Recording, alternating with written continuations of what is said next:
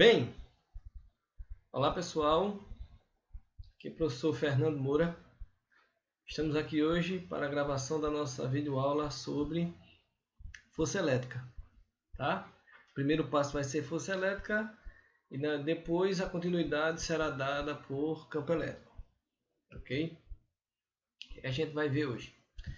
A gente vai ver como compreender as relações entre carga elétrica nos fenômenos de atração e repulsão, compreender e aplicar a relação da intensidade da força elétrica com a distância de separação, identificar as cargas elétricas que geram campos elétricos.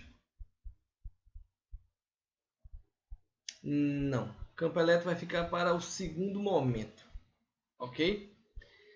Então vamos lá, dando continuidade. Principais conceitos que a gente vai aprender hoje: lei de Coulomb e força elétrica, certo? Vamos nós. A gente já viu lá que de eletrostática, né? As quantidades de cargas, como é que a gente descobre a quantidade de carga de um corpo, né? A multiplicação produto entre o número de elétrons, né, que o corpo ganhou, que o corpo perdeu. Se ele perdeu elétrons, ele ficou com excesso de prótons, ele ficou eletricamente positivo. Se ele ganhou elétrons, ele ficou com excesso de elétrons e ele fica eletronicamente negativo, ok? Mas vamos lá, o que a lei de Coulomb diz a gente? Ela diz a gente que aqui eu tenho duas cargas A e B, cargas elétricas pontiformes. O que é isso, professor? Em forma de ponto, certo? Então eu tenho apenas uma carga elétrica em forma de ponto, tá? Ou seja, de massa desprezível. E R é a distância que separa as duas cargas, tá? Então vamos à frente. A gente viu lá em eletrostáticas os princípios de atração e repulsão, não é isso? Se eu tenho cargas elétricas de mesmo sinal, ok?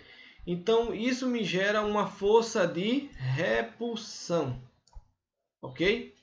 Então quando eu tenho Q de A maior que zero e Q de B maior que zero, ou seja, todas as duas cargas positivas, todas as duas cargas com excesso de prótons, isso me gera uma força elétrica de repulsão. Então eu vou ter A se afastando de B e B se afastando de A, aumentando, porém, a minha distância, ok? Para R, distância.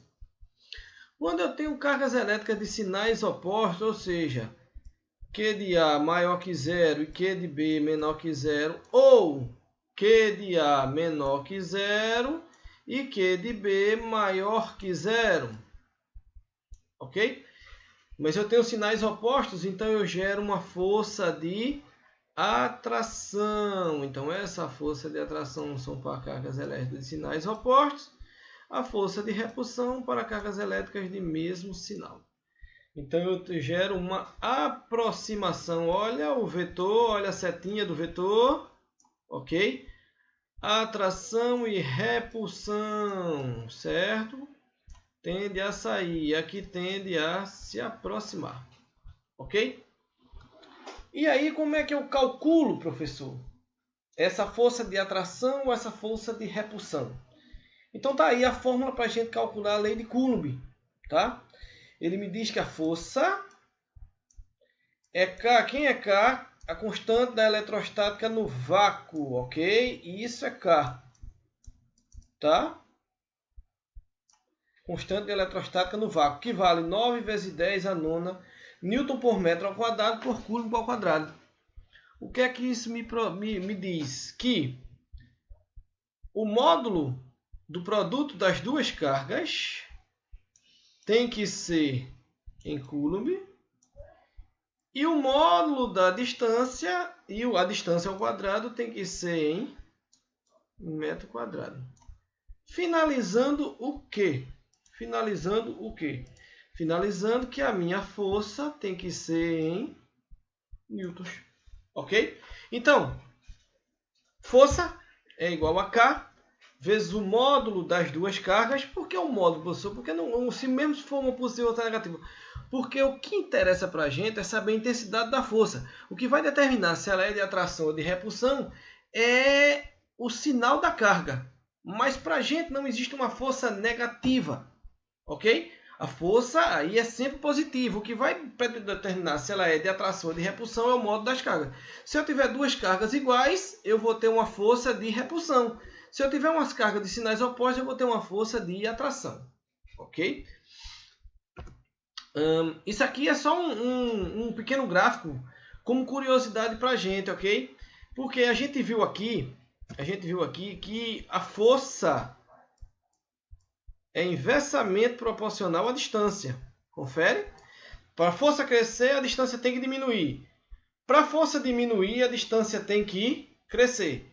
Então eu tenho, se a distância dobrar, a força será 4 vezes menor.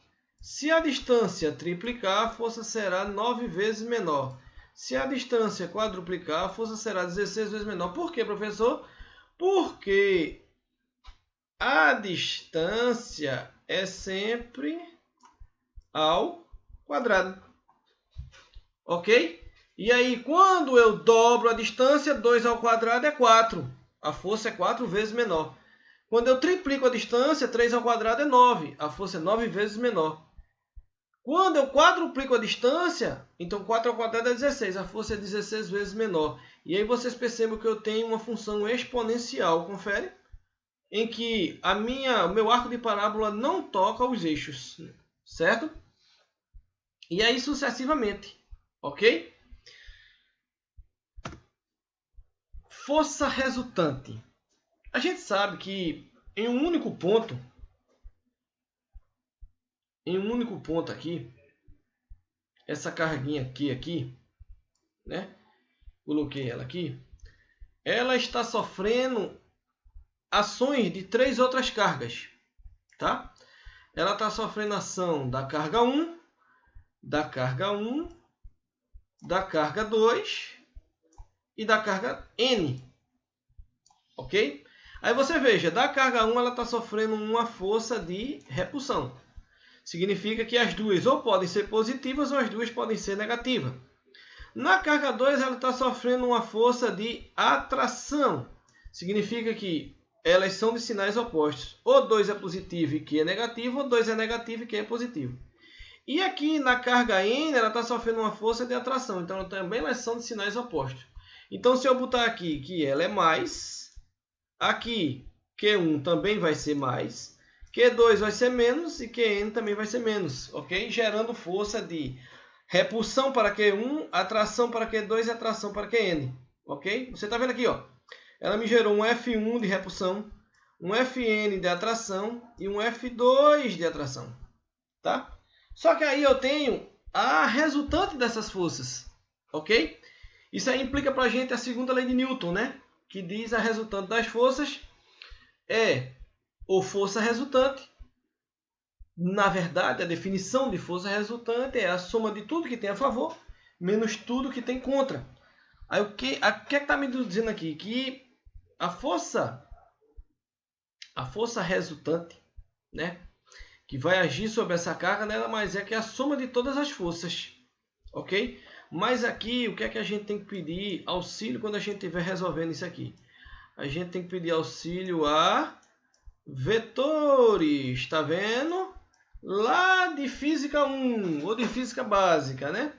Tem vetores lá, então eu tenho 3 vetores aqui que estão agindo aqui. A minha resultante qual foi? Depois de talvez fazer uma decomposição, depois talvez de ver uma angulação entre os vetores, minha força resultante é essa aí, tá? Essa aqui é o meu vetor final, porque só pode haver uma força resultante, certo? Então, ó professor, e se eu tiver duas forças resultantes de mesma direção e mesmo sentido? Eu somo as duas. Se eu tiver duas forças resultantes de mesma direção e sentidos opostos, a maior menos a menor. E aí, se eu tiver de acordo com certos ângulos, aí eu vou ter que ver o que é que o problema me dá mais. Se eu posso transformar em vetores, se eu posso fazer a decomposição para saber quem está a meu favor e quem está contra. Ok? Porque geralmente quando a gente pega vetores diagonais, a gente faz a decomposição vetorial em v de x e v de y. Tá? Para saber a resultante, para saber tudo que eu tenho na vertical a meu favor e contra, tudo que eu tenho na horizontal a meu favor e contra. Para saber aí agora como é que eu vou saber como é que eu resolvo uma força resultante. Certo? Visto isso, a gente está vendo aí basicamente a lei de Coulomb, que também é chamada de força elétrica, tá? Toda força é dada em newtons. A gente viu lá que a constante da eletrostática no vácuo 9 vezes 10 nona newton por metro quadrado por coulomb ao quadrado, me indicando que as cargas têm que estar sempre em coulomb. É outro detalhe que eu quero dizer a vocês, que muitas das vezes a gente usa os prefixos, né, os múltiplos e os submúltiplos, né? Mili, deca, cento, micro. Tudo isso a gente tem que ficar ligado, porque não aceita, a gente tem que transformar em coulomb. E toda a distância entre as cargas tem que ser dada em metro e a distância lá ao quadrado, né? Como a gente acabou de ver, a distância lá elevada ao quadrado. Ok, pessoal? Valeu por hoje, tá?